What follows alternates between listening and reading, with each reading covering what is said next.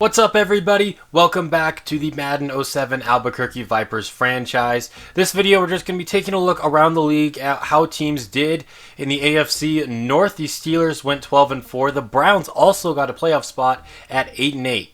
The Texans went the Colts went 13-3 and made the playoffs. And then the Texans at 9-7, led by Shannon Pleasant, who didn't play a majority of the season. They were able to sneak into the playoffs there at the 5 seed.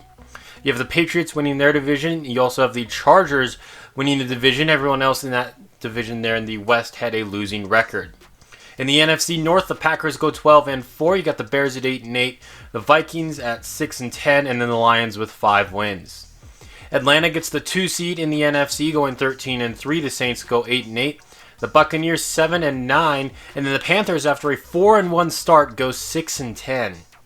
The Eagles get the 1 seed for back-to-back seasons, now going 14-2. The Giants are also in the playoffs at 10-6, and then the Cowboys and Redskins, neither of them had very good years. The Seahawks win our division at 11-5. We were able to clinch a wild card spot at 10-6. The Cardinals, they missed out on the playoffs at 9-7, and then the 49ers, worst team in the league, back-to-back seasons at 3-13. Orlando Cross had the best quarterback rating in the entire league, so that's nice to see. Tom Brady with the most touchdowns, though, with 40 of them. Orlando came in 6th in the league when it came to touchdown passes. Least amount of interceptions. Rookie Fernando Lott of the Titans. He didn't play the full season, though. The most interceptions, once again, it's Alex Smith. Just 9 touchdowns to 24 picks. LaDainian Tomlinson, 1,800 rushing yards for him, as well as 12 rushing touchdowns. Him and Brian Westbrook both had amazing seasons. The best wide receiver this year, Chad Johnson, Mr. Ocho Cinco, over 100 catches, 1,500 yards. But when it came to receiving touchdowns, Randy Moss had 17, and then tied in second place is Charles Phillips with 11. There, our boy Lorenzo Perry, he was tied for the most sacks given up with 17 of them. I'll probably be looking to move on from him this coming off season. A lot of guys there with 14 sacks, tied in first in the league. Dre Bly, he's got the most interceptions with 10 behind him. Ed Reed has 7. You have a couple guys with 6 there as well. And then you have 3 players here who scored multiple defensive touchdowns. When it comes to kicking, David Akers had the most makes. But our boy John Hall, the only perfect kicker on the year, 26 of 26. Orlando Cross, just short of 3,000 yards. He would have got it if he hadn't been injured. 26 touchdowns, 14 interceptions, 53% completion percentage. Sacked 43 times, though.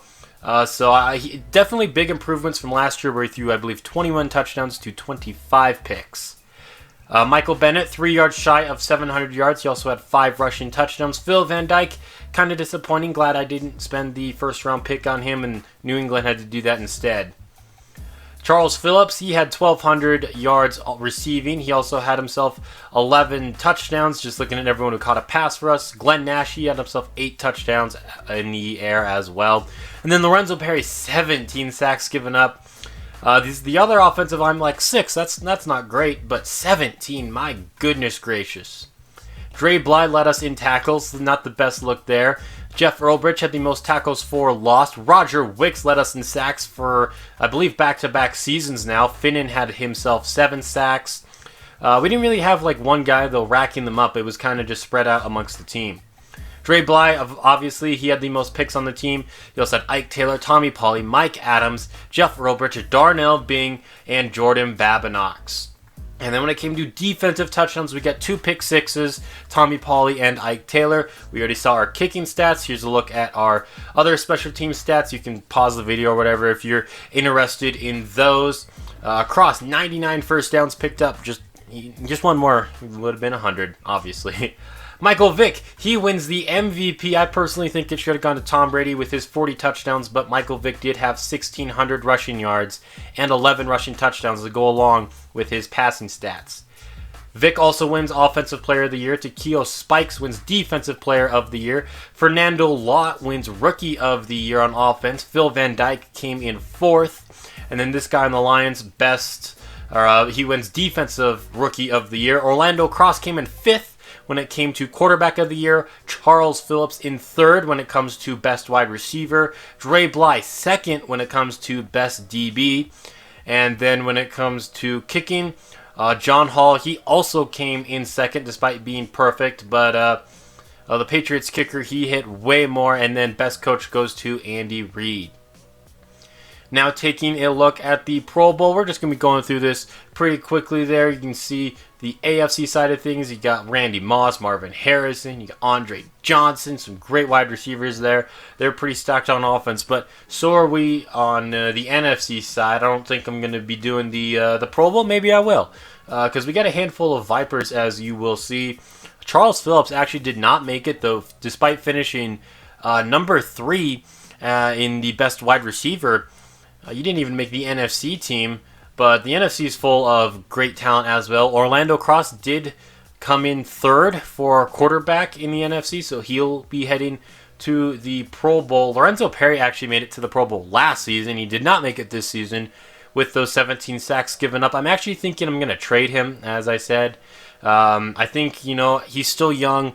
He's only been in the league for 2 years. He's a first-round pick, which gives him, I believe, like 7% more value in trades or something like that with these player roles that we got in this game. But I think I could still get a decent value for him. Maybe a first-round pick, maybe a second-round pick. I'm looking to trade him to a team like the Buffalo Bills because Lorenzo Perry's only a 78 overall, which in this game, that's not very good. In this game, a lot of players develop really fast to like 99s and whatnot, or 90s. Orlando Cross is already a 91 or 92 overall, so I think I could get a pretty good value for Lorenzo Perry. Send him over to the Buffalo Bills. That's the main place I'm looking at right now, but I could send him other places as well. I believe Detroit was another place that could use a left tackle, and if they feel like developing him, then I guess if they want him, they can take them. There we are. Now we're looking at the newspaper here. Last week we were able to beat the Dallas Cowboys, and now we're going to be looking at the playoff matchups for Wild Card Weekend. You have the Browns and the Steelers. The Browns have already swept the Steelers, so maybe they'll get the dub there. You got Giants, Packers, Texans, Chargers, and then Vipers, Seahawks. We also swept the Seahawks in 2 very close games, so they are the favorite to win, but I think we got a good chance. That's it for this video. Thank you all for watching. I hope you all have a moist rest of your day. And until next time, this has been Jeffrey. Goodbye.